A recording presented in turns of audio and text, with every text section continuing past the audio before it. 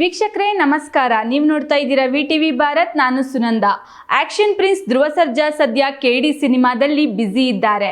ಈ ಗ್ಯಾಪ್ನಲ್ಲಿ ಧ್ರುವ next film ಯಾವುದು, ಯಾರೊಟ್ಟಿಗೆ ಕೆಲಸ ಮಾಡ್ತಾರೆ ಅನ್ನೋ ಕ್ಯೂರಿಯಾಸಿಟಿ ಈಗಾಗಲೇ ಗಾಂಧಿನಗರದಲ್ಲಿ ಹುಟ್ಕೊಂಡಿದೆ. ಹಾಗಾದ್ರೆ ಧ್ರುವ ನೆಕ್ಸ್ಟ್ ಪ್ರಾಜೆಕ್ಟ್ ಯಾವುದು ಅನ್ನೋ ಡೀಟೇಲ್ಸ್ ಇಲ್ಲಿದೆ ನೋಡಿ.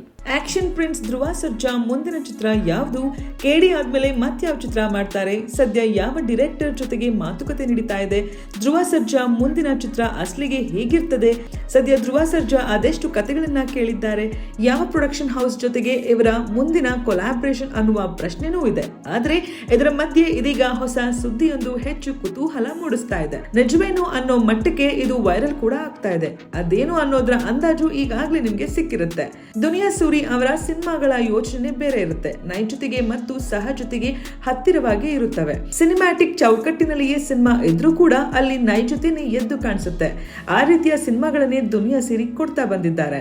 ದುನಿಯಾ ಸೂರಿ ಮತ್ತು ಆಕ್ಷನ್ ಪ್ರಿನ್ಸ್ ಧ್ರುವ ಸರ್ಜಾ ತಮ್ಮ ಮುಂದಿನ ಚಿತ್ರಕ್ಕಾಗಿಯೇ ಮಾತುಕತೆ ನಡೆಸಿದ್ದಾರೆ ಅನ್ನುವ ಮಾತುಗಳು ಕೇಳಿ ಬರ್ತಿವೆ. 2-3 ಸಲ ಭೇಟಿ ಕೂಡ ಆಗಿದ್ದಾರೆ. ಆದ್ರೆ ಯಾವುದು ಕೂಡ ಇನ್ನು ಫೈನಲ್ ಆಗಿಲ್ಲ ಅನ್ನೋ ಮಾತು ಕೂಡ ಕೇಳಿ ಬರ್ತಾ ಇದೆ. ಇದರೊಟ್ಟಿಗೆ ಈ ಜೋಡಿ ಸಿನಿಮಾ ಮಾಡೋದು ಪಕ್ಕಾ ಅನ್ನೋ ಮಾತುಗಳು ಕೂಡ ಕೇಳಿ ಬರ್ತಿದೆ. ಆದ್ರೆ ಇದ್ರ ಬಗ್ಗೆ ಇವರಿಬ್ರು ಕೂಡ ಅಪ್ಡೇಟ್ ಕೊಟ್ಟಿಲ್ಲ. ಅದು ಕೊಡೋವರೆಗೂ ನಾವು ಕಾಯ್ಬೇಕು ಅಷ್ಟೇ.